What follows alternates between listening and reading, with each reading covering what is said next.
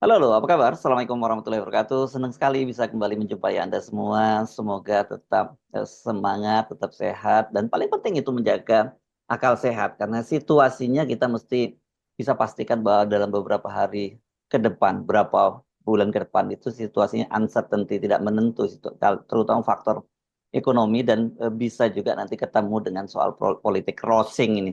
Nah, kalau nggak dikelola oleh pemerintahan Prabowo ini dengan baik, itu pasti agak berbahaya itu. Bukan agak berbahaya, sangat berbahaya. Nah, saya kemarin mengikuti dialog yang digelar oleh Universitas Paramadina dan saya menyimak salah satunya adalah pemaparan dari ekonom dari Universitas Paramadina, Wijayanto Samirin. Nah, saya ajak Anda untuk langsung bergabung dengan Mas Wija. Assalamualaikum Mas Wija. Waalaikumsalam, Mas Ya. Ersu. Yes, orang sekarang mulai rame-rame bicara menjelang ini kan akhir bulan ini adalah 100 hari dari pemerintahnya Pak Prabowo gitu dan Anda sendiri mengidentifikasi beberapa persoalan yang saya kira menarik tadi yang saya sebut tadi mulai antara warisannya Jokowi gitu ya, baik warisan politik, warisan ekonomi terutama yang paling berat yang Ya, itu harus diselesaikan secara apa ya, secara cermat oleh Pak Prabowo gitu sehingga bagaimana tetap menjaga hubungannya dengan Pak Jokowi, tapi yang paling penting stakeholder utamanya itu kan rakyat gitu ya Mas Wijaya. ya, ya, ya. Ya, saya melihat memang 100 hari ini kita belum bisa menilai apakah pemerintah ini kinerjanya bagus atau tidak, gitu Mhm, ya.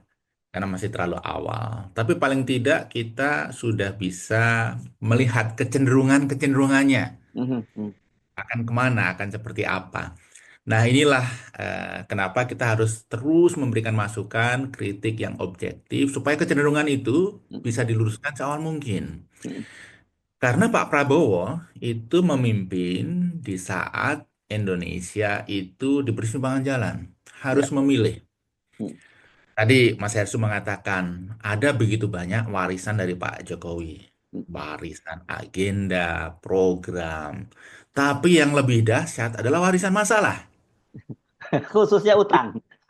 Iya, utang, fiskal, Iya. moneter, Mhm. kemudian terkait dengan industri yang menyusut, kemudian PHK, dan seterusnya. Yes. Ini adalah warisan-warisan yang harus ditanggung oleh Pak Prabowo dan tentunya kita oleh rakyat yang pada saat bersamaan memang Pak Prabowo harus memilih gitu antara prioritas-prioritas program yang dia harus kerjakan sesuai dengan janji kampanye dan prioritas-prioritas program Pak Jokowi yang dia harus lanjutkan.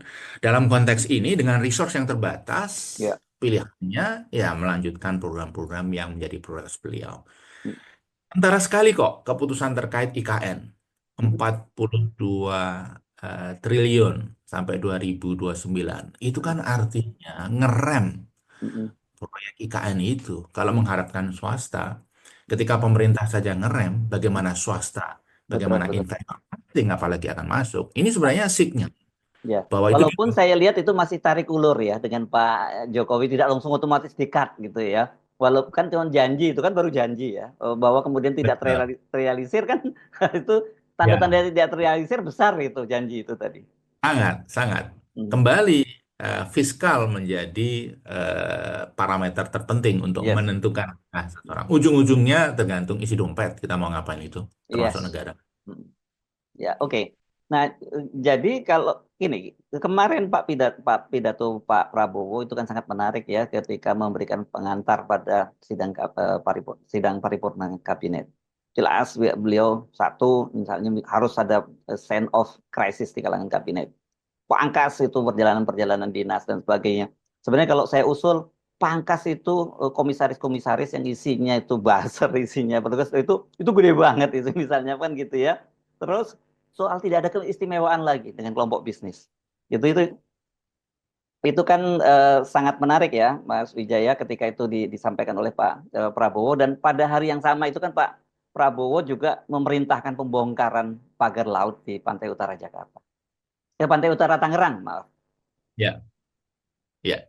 Saya melihat ini menarik gitu ya, karena selama ini yang menjadi kendala kita 10 tahun 5 tahun terakhir untuk menentukan mendesain arah pembangunan yang benar itu adalah cawe-cawe oligarki. Mhm. para Ya. investor politik yang mereka mengharapkan return berupa proteksi, berupa kebijakan-kebijakan yang menguntungkan mereka. Mereka itu kelompok kecil dari rakyat. Nah, ketika Pak Prabowo menyampaikan itu, dan ini timely, Mas Hersu, karena hanya beberapa hari setelah pencabutan pagar. Mhm. Saya rasa pencabutan pagar itu momentum bagus gitu ya. Itu pembuktian bahwa event eh, pendonor politik yang barangkali salah satu yang terbesar Ya. di masa lalu itu pun tidak mendapatkan privilege ketika crossing dengan kepentingan rakyat. Dan saya rasa ini perlu dipantau terus, perlu dikawal terus oleh civil society. Karena kalau tidak, bisa juga berbelok di tengah jalan gitu, upaya-upaya seperti ini. Ya. Dan kita melihat sekali kan dalam ini menarik memang pagar dari pagar laut ini kita bisa memotret sebenarnya apa yang ada dalam kabinetnya Pak Prabowo. Bagaimana mungkin Pak Prabowo sudah memerintahkan TNI Angkatan Laut membongkarnya, kemudian itu dipersoalkan oleh seorang menterinya loh yang mempersoalkan, dan Ya. kemudian sampai Panglima TNI menegaskan bahwa yes itu perintah Presiden Prabowo. Jadi kan kelihatan sekali peta sebenarnya bagaimana dominasi oligarki, dominasi Pak Jokowi di kabinetnya Pak Prabowo. Dan saya kira ini mesti jadi satu beban berat juga buat Pak Prabowo untuk lari cepat gitu. Iya, sangat. Dan itu pasti menjadi beban berat. Tetapi saya juga yakin secara gradual ini akan dibereskan. Jadi Hmm. ingkap ikan tanpa membuat air keruh gitu Mhm. ya. Oh ini masih 3 bulan pertama. Mhm. Dan saya rasa realita di lapangan, masalah anggaran yang terbatas, dan apa masyarakat civil society yang makin aktif, Mhm. ini akan menjadi faktor penting, Mhm. di mana presiden akan menentukan pilihan-pilihannya gitu. Mhm. Mhm.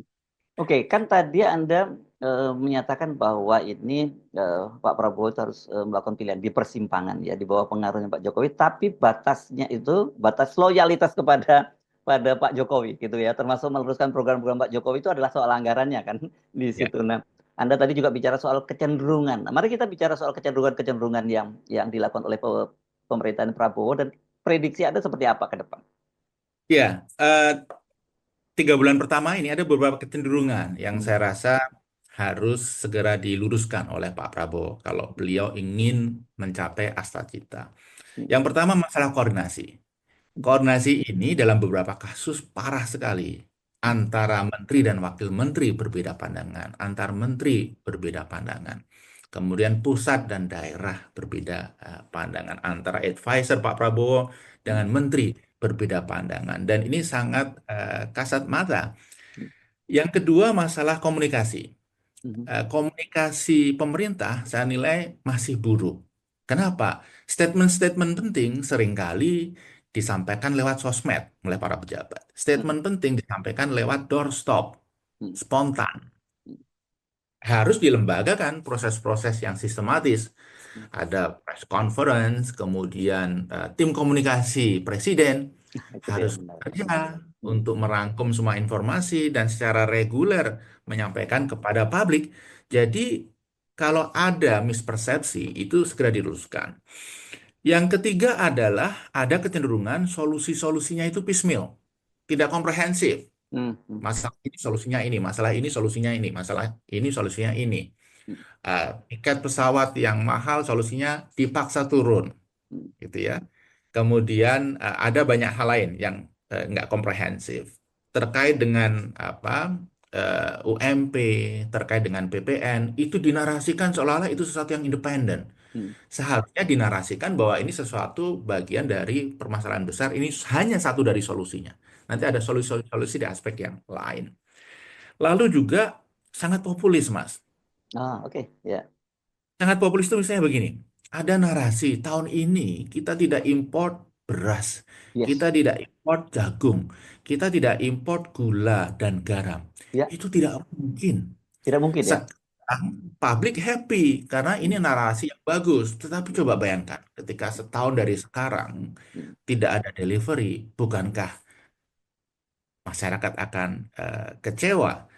Dan jagung misalnya, kita sorot jagung saja. mm, Pertama, kalau kita tidak mengimpor jagung, lalu bagaimana dengan peternak-peternak kita yang sangat mm, menggantungkan pakan ternak dari jagung impor? mm, Kita nggak punya cukup produksi jagung. Kalaupun kita memproduksi, kita tidak cukup punya dryer, pengering. Jagung kalau tidak dikeringkan, itu segera busuk dalam hitungan kurang dari 1 bulan. Kita nggak punya gudang. Jadi, untuk bisa memenuhi kebutuhan jagung, kita itu perlu 5 tahun, 10 tahun. Nah, narasi seperti ini menurut saya yang populis harus dikurangi. Yang kelima, pendekatannya secara teknokratis banyak yang sangat lemah.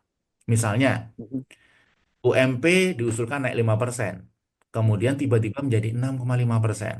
Ketika para pengusaha tanya, Pak, hitung-hitungannya bagaimana? Nggak ada itu respon yang sifatnya teknokratis gitu ya. Dan ini terjadi pada saat inflasi 1,57%, Mas Erso. Jadi real kenaikan UMP tahun ini adalah yang tertinggi ya, sepanjang 10 tahun terakhir, bahkan lebih. mm, Yang terakhir, nah ini yang harus diantisipasi. Gap yang luar biasa besar antara narasi-narasi besar dengan implementasi di lapangan.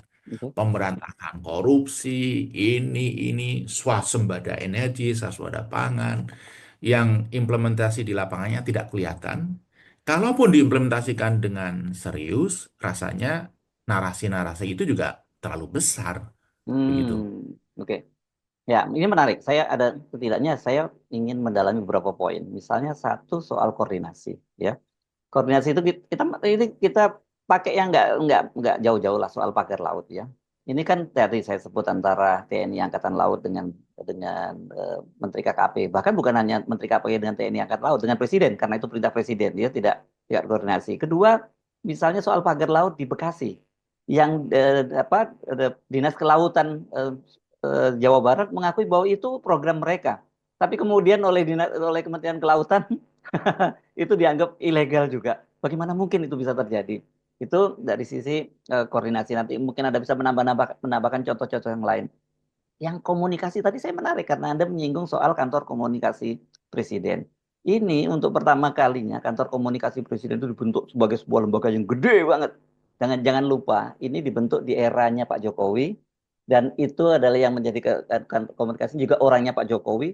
Tapi ini sekarang kelihatannya sama sekali nggak diperankan nih, Mas Wijaya. Coba kalau kita Ya. ketika jumpa pers setelah bertemu dengan presiden, rapat kabinet dan sebagainya, saya mencatat dua saja.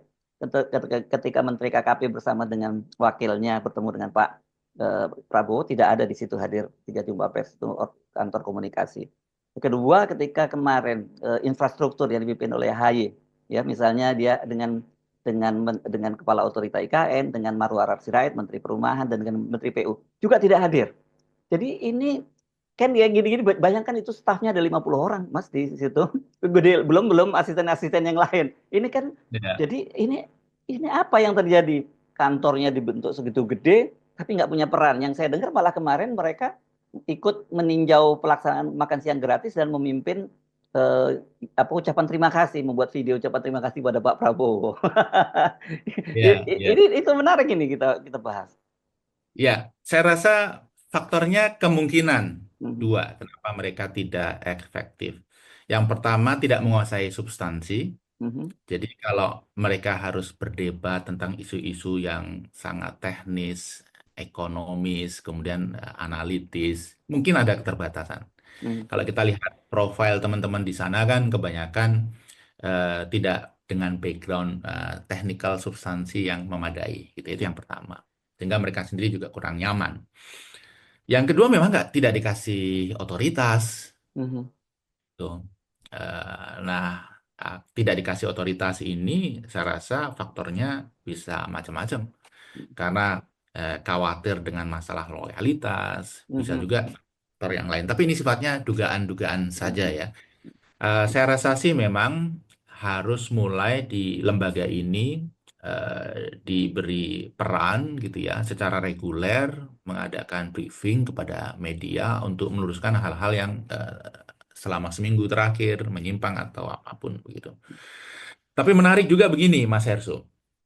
Tadi kan kita mendiskusikan 6 kecenderungan Hmm. pemerintah Prabowo. Upaya untuk meluruskan ini bisa jadi menghadapi kendala. Kendalanya adalah survei-survei kepuasan publik.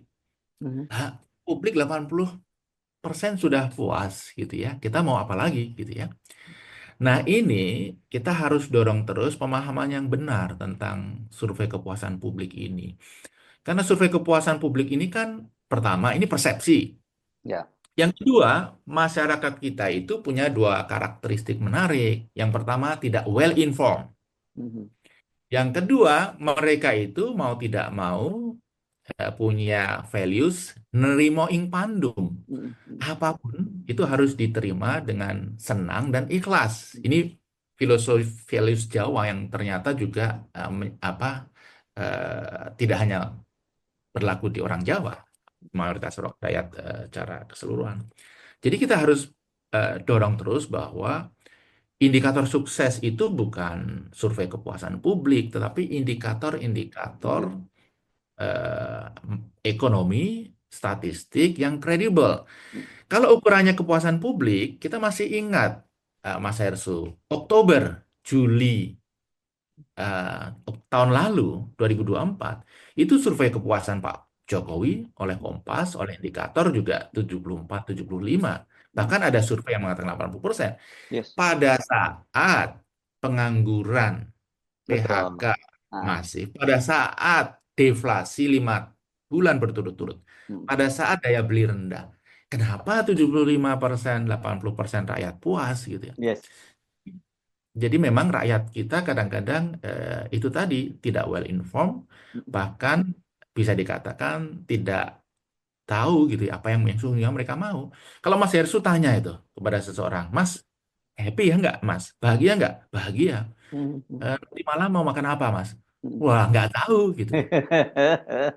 Ini sangat sangat Ya. boleh jadi umum sekali di Indonesia. Masyarakatnya sangat nerimo dan tidak well informed. Ya, ya. Jadi soal ini ya, ini menarik Anda menyinggung itu. Saya pernah diskusikan ini dengan Profesor Saiful Mujani ya. Jadi pemilik lembaga survei SMRC.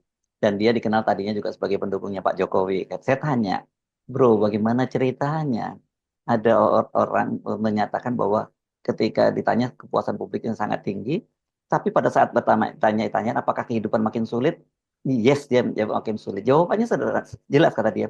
Karena lembaga survei menanyakan pada orang yang tidak punya kapasitas untuk menjawab survei itu. Dia tidak punya pemahaman soal itu sendiri. Dan Hmm. konyolnya itu kan digunakan tools ya untuk menjustifikasi legitimasi dari Pak Jokowi. Jadi sebenarnya yang ditipu dua-duanya itu. Kita Nah, publik ditipu, Pak Jokowi juga sebenarnya ditipu karena dia puas dengan realitas semu itu tadi. iya, betul. Kami di Paramadina tahun 2010 juga pernah, 2010 ya, Yes. melakukan survei di DKI terkait dengan pendidikan dasar. Ingin Ini tahu DKI tingkat eranya siapa nih? Waktu pemimpinnya oh, siapa? Pak Fauzi Bowo. Oke. Hmm. Jadi kita survei, kemudian yang kita interview adalah orang tua Hmm. siswa dan ada siswanya. Ketika ditanya, puas nggak dengan kualitas SD di DKI? Hmm. 80%, 85% mengatakan puas. Oke. Dan ketika ditanya, Ibu, Bapak ngirim putranya ke kursus tambahan, les-les tambahan, mayoritas iya, Hmm. 70% Hmm. lebih.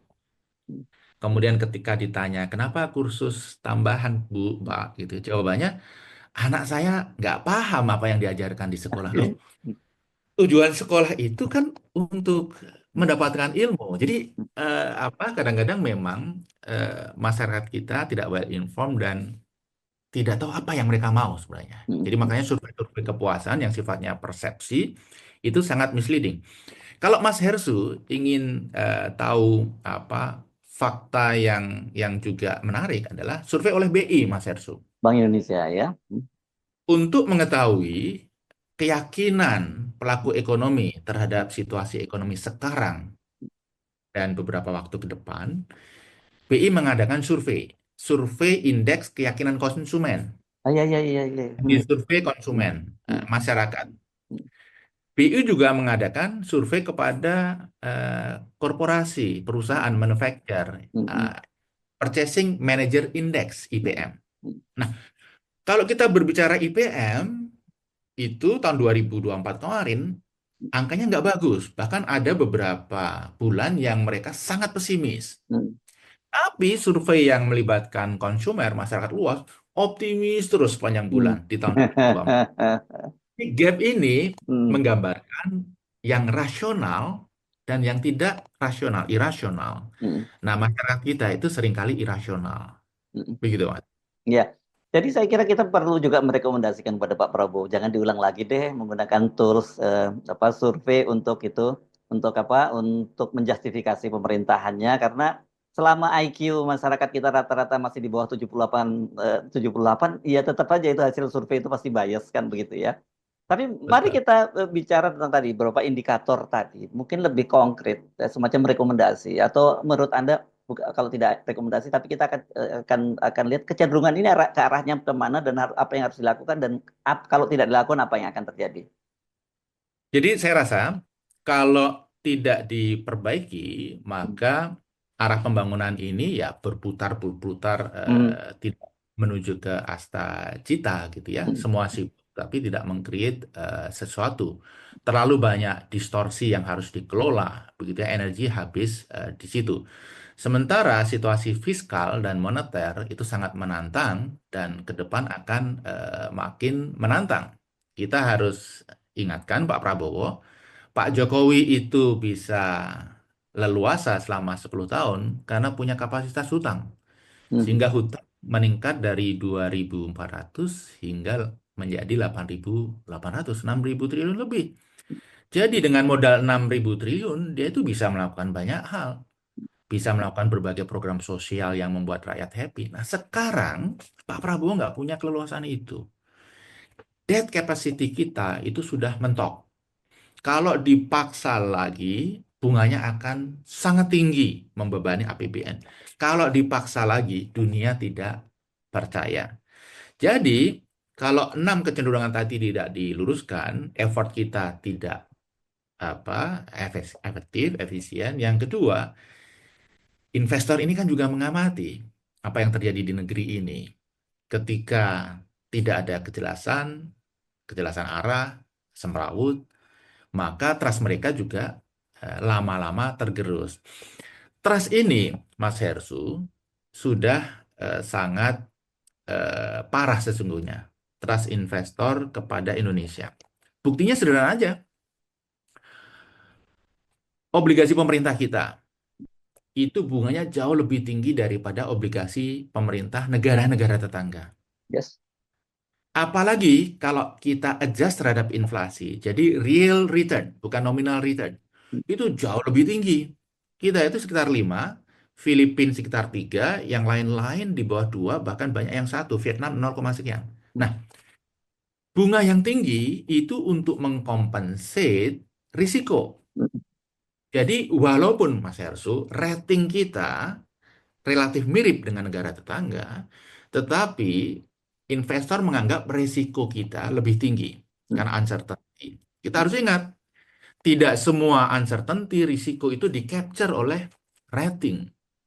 Ada beberapa hal misalnya apa KKN, kemudian ketidakpastian politik, kemudian hal-hal seperti apa apa yang terjadi di MK dan seterusnya itu tidak tercapture oleh apa S&P atau Moody's atau Fitch, tetapi ini dipantau dan dibaca terus oleh investor. Nah, dalam konteks untuk menjaga trust investor, maka apa yang dilakukan pemerintah itu harus harus jelas, arahnya harus jelas, ya. 6 kecenderungan tadi menunjukkan kejelasan itu masih sangat jauh dari harapan, Mas Erso. Ya. Tetapi kalau Anda lihat nih, ya profil Pak Prabowo sendiri dan postur kabinetnya, gitu, bisa menjawab nggak semua persoalan-persoalan itu? Ya, kalau Pak Prabowo, kita kan Hmm. akhirnya tahu Hmm. beliau adalah orang yang cepat mengambil keputusan. Hmm. Beliau dalam beberapa kesempatan juga berani menabrak itu Hmm. oligarki, gitu ya. Hmm. Tetapi narasi beliau itu terlalu besar. Hmm. ya. Sehingga itu tadi mereka yang ada di bawah kadang-kadang kesulitan untuk mewujudkan. Memulainya dari mana itu mengalami kesulitan. Apalagi dengan tim yang super besar ini gitu. 106 anggota kabinet gitu ya. Dan kalau kita lihat penyusunan kabinetnya kan mendadak gitu ya. Tiba-tiba ada kekuatan besar yang katanya memberikan rekomendasi nama itu gitu ya. Konsekuensinya adalah koordinasi buruk karena mereka barangkali belum pernah saling berinteraksi di masa lalu. Barangkali sebagian dari mereka belum pernah punya pengalaman di birokrasi. Barangkali mereka juga punya bos-bos lain selain presiden. Nah, ini yang menggambarkan ketika dalam isu-isu besar seperti apa pagar laut tadi, itu kok kelihatan sulit sekali berkoordinasi ya. Saya rasa bos-bos yang tidak terlihat ini salah satu faktor yang penting. Dan Pak Prabowo itu tidak bisa hanya menjadi super leader, harus super manager. Jadi Ya. dia tidak boleh hanya berpikir yang besar-besar saja, tapi beliau juga harus mulai mengalokasikan waktu untuk melihat hal yang lebih rinci, lebih detail gitu ya. Manager, kalau tidak akan ditipu terus. Ya, ya, Laporan AS akan beliau terima, sementara di lapangan tidak seperti itu. ya. Barangkali bukan beliau langsung, tapi beliau bisa membuat tim seperti KSP untuk memantau. Tim ini menurut saya wajib ada dan sayangnya sekarang belum ada. Ya, ya, ya, ya. Oke, kan tadi Anda menyinggung itu ya. Saya kira itu sudah sih menjadi rahasia umum ya bahwa kabinet sekarang itu bukan semua pembantu yang merupakan pilihan dari Pak Prabowo. Ada akomodasi-akomodasi. Jelas peran Pak Jokowi sangat besar. Peran para ketua umum partai yang ternyata kebetulan juga nyantolnya ke Pak Jokowi juga sangat besar. Peran oligarki, para pemodal juga ada besar. Jadi kita bisa bayangkan bagaimana mempertemukan itu dan kemudian kalau kita ngomongin soal oligarki, ini kan sudah menjadi rahasia bahwa, ya bukan rahasia umum maksud saya, di eranya Pak Jokowi itu oligarki sangat mendominasi kebijakan-kebijakan pemerintah. Kita sebutlah Omnibus Law, e-Minerba, macam-macam sekali yang semuanya itu menunjukkan bahwa termasuk sekarang yang bikin rame sekarang ini soal PSN itu kan gitu. Iya, ini tidak hanya terjadi di Indonesia, Oke. sesuatu yang sedang masif juga terjadi di Amerika. Oh iya iya iya, dengan Trump, Bayangkan itu ya. dengan Trump ini ya. Iya, Ya. iya. Bayangkan ini sebelum kita membahas Indonesia, kita membahas Amerika. Bayangkan ini, Trump ada di belakang Elon Musk ada di belakang Trump. Mhm. Kemudian Mark Zuckerberg juga mulai bergabung. Beberapa raksasa teknologi, konglomerat teknologi juga akan mulai bergabung. Dan sekarang ini informasi adalah power gitu ya. Yang menguasai jaringan informasi itu adalah orang-orang yang punya power luar biasa. Eh, Facebook ada di sana, Twitter, X ada di sana. Kemudian TikTok di-ban dikasih waktu 90 hari. Kemudian bukan tidak mungkin, Mas Hersu. Nanti suatu saat Elon Musk itu menjadi penguasa X dan TikTok Ya, dengan ya. menggunakan kekuatan negara. Dan mungkin suatu saat komutnya itu Trump, gitu ya. Oke. Jadi ada power baru yang lintas negara, yang jaringannya dibangun lewat sosial media. Dan jangan lupa, Trump ini punya Starlink. Jadi Trump atau Elon? Elon Musk-nya ya, lihat melalui Elon. Mas, Hmm. Elon Musk itu punya Starlink. Hmm. Jadi jaringan infrastruktur komunikasi, kemudian punya platform komunikasi, sudah semua ide-idenya bisa manfaatkan gitu ya untuk brainwashing the public dan ini tidak hanya Amerika tapi juga dunia. Nah, di Indonesia dalam skala yang lain juga terjadi, tetapi memang tidak sesophisticated itu, sangat kasat mata gitu ya. Seorang yang berada di sektor ini mendorong Menteri A, B, C, D yang sesuai dengan kepentingannya untuk menjabat di posisi menteri, sehingga bisnis dia terlindungi, gitu ya, bisnis dia terbantu untuk melakukan ekspansi. Saya tidak mau menyebut nama, gitu ya, tetapi Mas Hersu saya rasa sangat paham gitu ya untuk sektor ini siapa saja menterinya, untuk sektor ini siapa saja menterinya, siapa big boss-nya gitu ya. Sehingga semua perizinan yang dibutuhkan itu seperti pencet apa remote control aja akan segera apa muncul gitu ya. Nah, ini yang terjadi di Indonesia.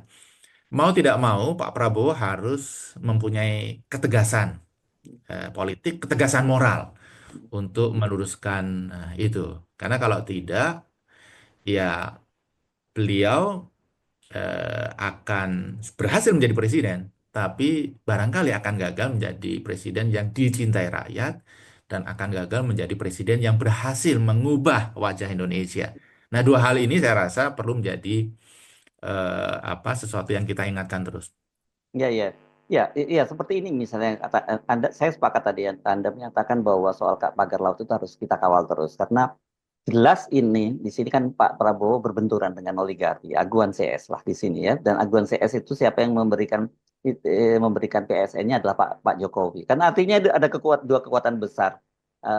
Sangat mungkin ini ketika mungkin ini untuk menyelamatkan wajah Pak Prabowo, oke, dibiarkan dulu kasusnya Pak Prabowo menang secara publik, tapi kemudian di belakang ada gerilya. Bahkan kita lihat dari situ kan Menteri KKP dan sebagainya sejak awal juga tidak setuju pembongkaran itu dengan dalih bahwa itu untuk barang bukti, itu kan juga merupakan indikator bahwa kebijakan Pak Prabowo nggak sepenuhnya didukung oleh stafnya sendiri. Iya, makanya perlu selalu disuarakan oleh Yes. civil society, oleh podcast-podcast, begitu ya. Karena sekarang ya ketika DPR tidak berfungsi, podcast-podcast ini merupakan Yes. Mm.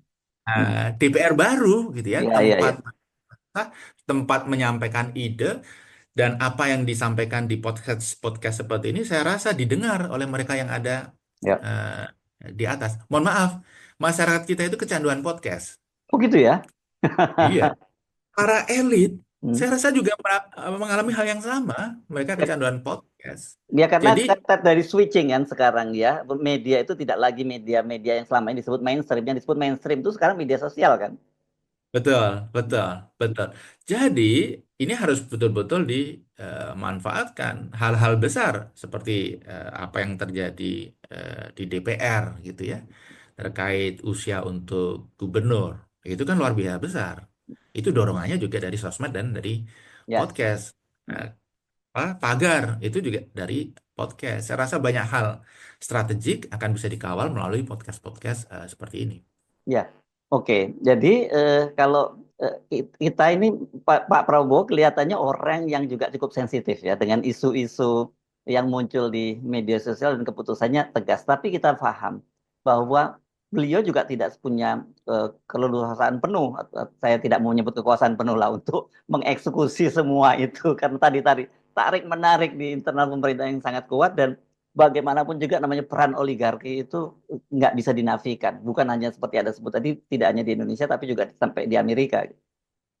Ya, nah saya melihat langkah yang diambil itu bukan langkah frontal, Oke. tapi langkah yang sistematis dan strategis. Memang risikonya ini pelan-pelan gitu ya.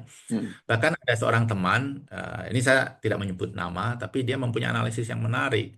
Apa yang dilakukan oleh Pak Prabowo ini sebenarnya dia ingin pelan-pelan menyetop influence Pak Jokowi, gitu Hmm. ya. Tapi Hmm. kalau hal kan pasti ada eh, turbulensi, tapi pelan-pelan dan bahkan political resources-nya Pak Jokowi itu akan di-capture. Hmm. Hmm. Jadi tidak menjadi lawan, tapi menjadi teman. Ya. Prabowo begitu ya. Hmm. Nah, ini analisis yang menarik dan saya rasa melihat apa yang terjadi eh, akhir-akhir ini bisa saja itu yang sedang Ya. dijalankan. Tapi tidak ingin berbicara jauh ke area itu, saya bukan pakar Ya, politik. ya, ya, ya.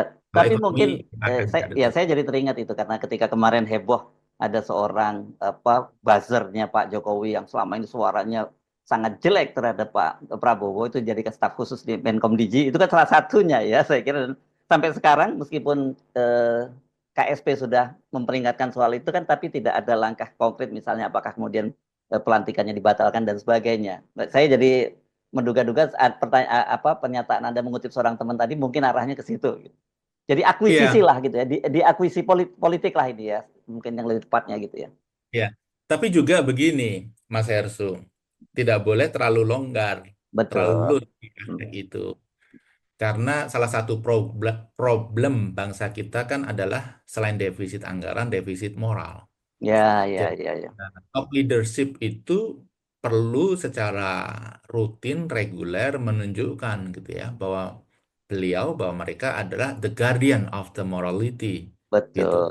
Hmm. Dan ini ditunjukkan, ini ditunjukkan gitu ya. Hmm. Seperti yang pagar laut inilah gitu ya. Ya, Bahkan ya, ya, ya. Seperti titik datang ke sana hmm. itu kan luar biasa. Bahkan titik datang ke sana itu kan Iya, mengirim pesan yang luar sangat biasa jelas ke dia. Hmm. kan. Iya, iya. Oke, Nah, jadi saya saya rasa nah, ya, terkait dengan apa posisi komisaris, ya gradual lah harus diperbaiki. Hanya orang yang kompeten yang boleh masuk. Karena kalau tidak, sebagai komisaris kan mengawasi kepentingan stakeholders gitu ya. ya, Kalau tidak punya moral yang bagus, ya dia hanya mengawasi kepentingan diri sendiri gitu ya, ya. ya. Yang Oke, dikorbankan adalah kepentingan korporasi. jadi tadi saya menyinggung di soal tarik ulur ya, kelihatannya yang seperti saya sebut tadi ya Pak Prabowo, mana nih yang kalau bisa ditarik langsung dijebol, bisa dijebol begitu, kalau yang masih nggak bisa di loss dulu, tapi nanti ditarik lagi gitu ya. Oke, Mas Wijayanto Samirin, ini menarik diskusinya dan ini kita tunggu ya, kalau Anda kan pada posisinya belum bisa memberi penilaian, tapi banyak juga pengamat yang langsung mulai berikan penilaian. Ini rapotnya merah, ini harus reset, reshuffle dan sebagainya. Anda mazhabnya nggak di situ ya? Oh, saya mazhabnya begini, eh, kasih kesempatan gitu ya. Oke, Ketika kita menilai harus dengan apa fakta-fakta yang solid gitu yes, ya. Nah, saya mengibaratkan begini, Mas Hersu.